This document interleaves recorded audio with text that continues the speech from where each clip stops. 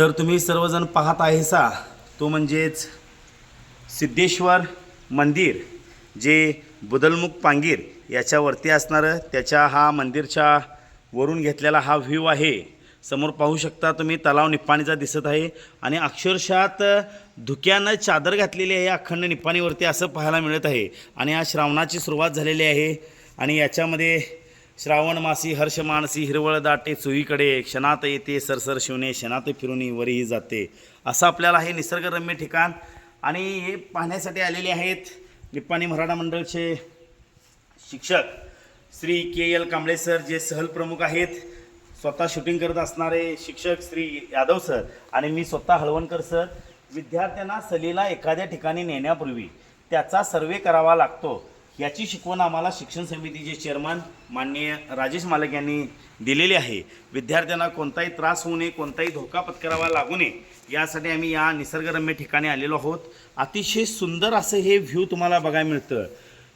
अतिशय प्रदूषणयुक्त राहणाऱ्या वायूमध्ये आणि हवेमध्ये धुळीमध्ये आणि साऊंडमध्ये राहणारं आणि या ठिकाणी आल्यानंतर तुम्हाला पक्ष्यांचा किलबिलाट आणि जाईल तिकडे हिरवळ तुम्हाला बघायला मिळत आहे। असं हे अतिशय सुंदर ठिकाण इथं तुम्ही सुरुवातीला पाहू शकता की थोडे इथं वनस्पती वगैरे उगवलेले आहेत। मात्र आम्ही इथं हमी घेऊन चाललेलो आहोत। आम्ही सर्वेच्या वेळेलाच की आमचे विद्यार्थी ज्या वेळेला येतील त्यानंतर हे सगळं स्वच्छ असेल आणि येणाऱ्या भाविकांना, इथल्या लोकांना, ग्रामस्थांना इथला परिसर होता होईल तेवढा स्वच्छ करून देणं ही आमच्या मराठा मंडळाची पहिली जबाबदारी आहे।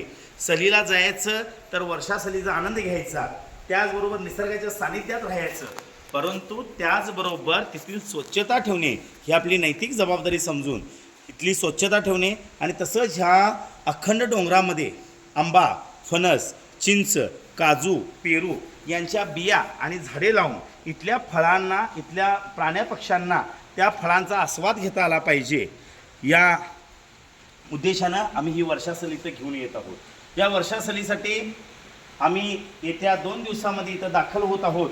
तत्पूर्वी आम्ही केलेला हा सर्वे आहे। तर इथल्या सर्वच पालकांना व नागरिकांना सांगू इच्छितो, अतिशय सुंदर असं हे ठिकाण आहे। एका बाजून हलसिद्धनाथ कारखाना दिसतो तर या बाजून तिकडं पूर्ण आडीमल्ल्याचा डोंगर दिसतो आणि सध्या तुम्ही बघत आहे की धुक्यानं चादर घातलेली आहे। पूर्णपणे तुम्हाला धुकं बघायला मिळत आहे। पूर्ण ढग खाली उतरलेला आहे। समुद्र सपाटीपासून याची उंची कमीत कमी 500 मीटरहून अधिक आहे। त्यामुळे आपल्याला हे पाहायला मिळत आहे।